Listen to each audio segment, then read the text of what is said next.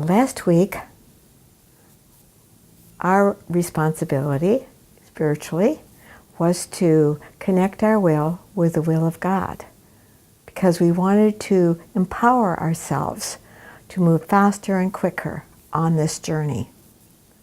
Now that you've connected your will with the will of God, and I explained to you all what that meant. That meant that you're taking your will and putting it with the great will that created this universe, and also created all the steps that we need to take to move into greater conscious awareness of our own true God self. God loved us so much that He wanted to express His love through opening our hearts to the universal power of this universe, but we had to have the equipment to do it. The equipment. Now, what am I talking about now? We talked about will. Now we're going to talk about what is the commitment one needs to raise their consciousness. Equipment. That is taking the unit of energy, the electrical power within your body temple, because this body is electrical energy, it's electrical force.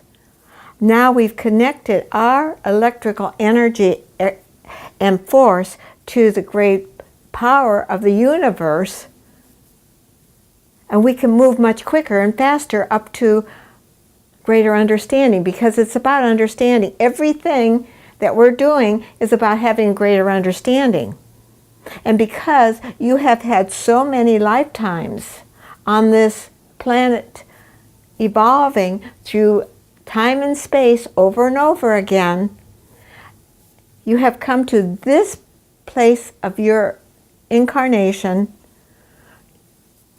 to elevate your intelligence, your intuition, and your ability to connect with the higher forces of the universe that will pull you up in consciousness.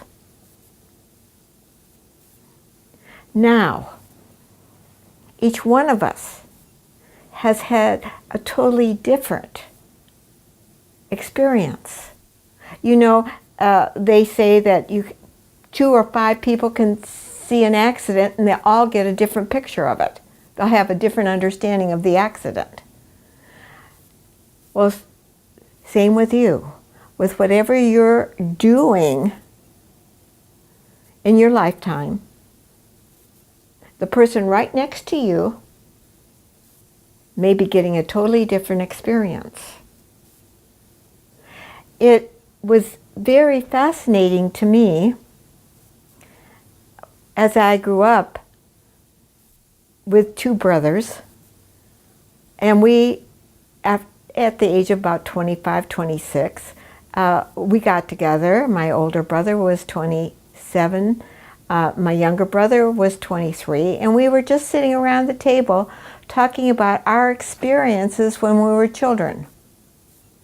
And it was fascinating to me to hear their point of view of my parents. They had a totally different experience with my mother and father than I did. And my one brother experienced it one way, I experienced another, and my other brother experienced it totally different. And yet we were raised with the same parents. We were taught the same things. We had to eat the same meals together. We went to school together. But each one of us got something totally different from that experience.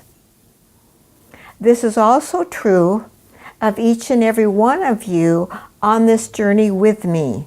You've all had past lives and past experiences that have created the you that you are right now. And none of us has had the exact same experience. Even the evolution of the Christ consciousness, Jesus, he had different experiences with his teacher, out-of-body teacher, his support that he had as he was evolving through many lifetimes till the point that he got to the place where he moved out of the third dimensional consciousness into the fourth dimensional consciousness, which we call the Christ consciousness, the Christ awareness. It's an awareness. It's a greater awareness. You know, when you're 2 years old, you have a certain awareness. Then when you're 5, you have other awareness. As we grow and change, we have different awarenesses of what we're doing and why we're doing what we're doing in that age group. But every one of us is different. So your journey, once you've committed now to the will of God, it's designed perfectly for you. And you will experience it the way you need to experience it, according to your past history. So you have designed a perfect way of moving out of the third dimension into the fourth dimension. And by connecting with that will of God, the mighty will, you're going to be able to take that step. But it may not be the same step as maybe your wife or your husband or somebody in your group. And this is where I find that I have a lot of problems with my students when they are with me for a long length of time.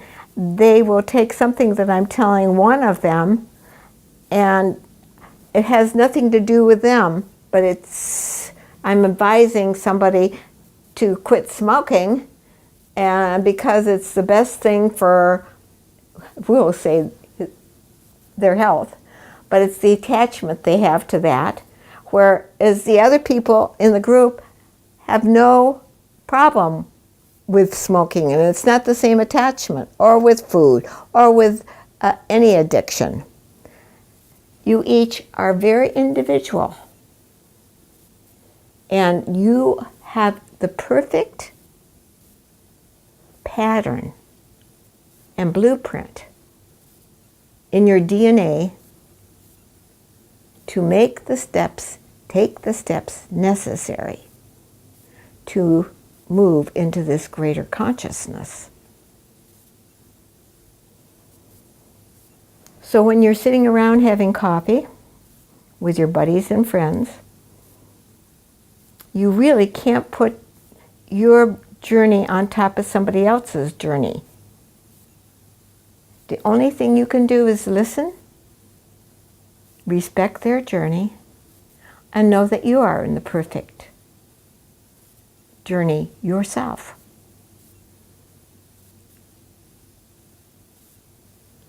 So with that said, we are on this journey together, but we're all going to experience this journey differently.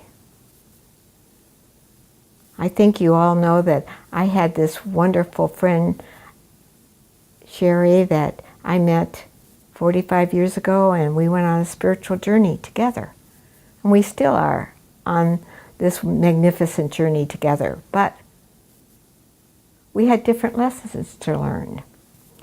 I was very attached to being dependent. I was raised in the 40s and 50s, and a woman's place was in the home, taking care of her husband. My mother taught me to bake cookies and cakes and do the laundry and how to iron men's shirts. I know you're all going to laugh about that, but yeah, that was me. And my friend Sherry had a whole different bringing up.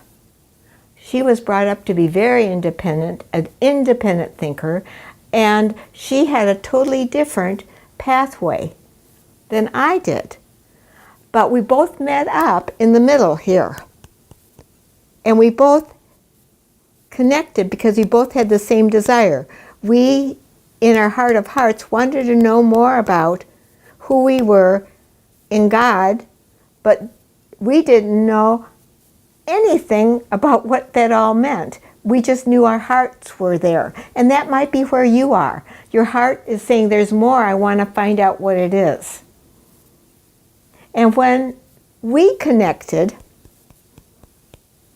I had to learn to be much more independent and move forward in more independent thinking. And she had to blend more, because that was her spiritual growth and understanding. My husband left me, and I had to experience growing up and taking care of 4 children. And it was a wonderful experience, a scary experience, to suddenly be forced into being the breadwinner when I'd never been. And that really pushed me to become more independent, which I needed. I needed that. Whereas Sherry, her husband and her relationship with her husband was beautiful. And it grew and expanded. And they nourished each other on the journey. And she's been married 55 years, and she's extremely happy. And I've been on this journey all these years, and I am extremely happy. Because we each have our independence and dependency balanced.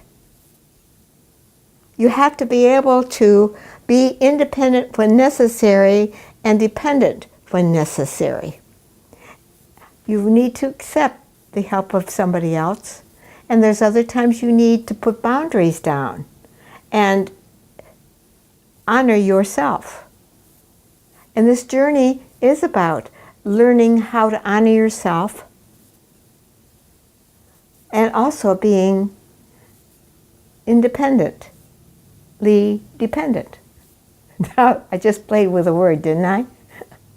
Independently dependent.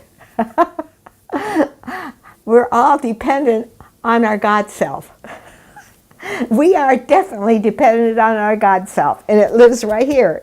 It's the center of our own enlightenment, and we are very dependent on it. And we have to depend on that God part of ourselves to move us forward independently. So do you see what I'm trying to say? You're independently dependent because you've made the decision to honor the center of enlightenment that is in you. You honor it. So, as you can see, we each had a different road to the same place. And every one of you has a different road to the same place. There's many roads to God awareness, God consciousness. Many roads. So we honor all roads that lead to the higher part of ourself. Some of us come to God awareness through our intelligence. And we start to think intelligently. We have to figure out, what and who and where this universe get put together and why. And what was the thinking about that? Well, first of all, God thinks in abstract terms. And we're going to be talking about that. I'm going to give you more talk on abstract thinking later on. But we need to have a foundation, and I'm building a foundation for you so that when new and understandings can come to you, that you are prepared to receive them and understand them, because your equipment is vibrating at a much higher place so that you can simulate the information and understand it and move forward in consciousness with it. according to your spiritual journey. So this week, now that you're doing more meditations, now that you're connecting your will to the will of God, we are now understanding that our equipment, body temple, is an energy field. It's a unit of energy, and we lift it every time we meditate to a higher vibration. And particularly now that we've melted our will with the will of God, we are capable of gathering more information because we have more I sometimes don't know how to talk about this, but we have more intelligence to understand, because some of these little centers in our brain have opened up to another vibration. So I'm excited for this week for you, because we're going to be vibrating from another vibration, and this is exciting, and it's an important step for you. So I say bye-bye for now as you learn to vibrate on a higher vibration, and we can all dance in this cosmic universe together. See you next week.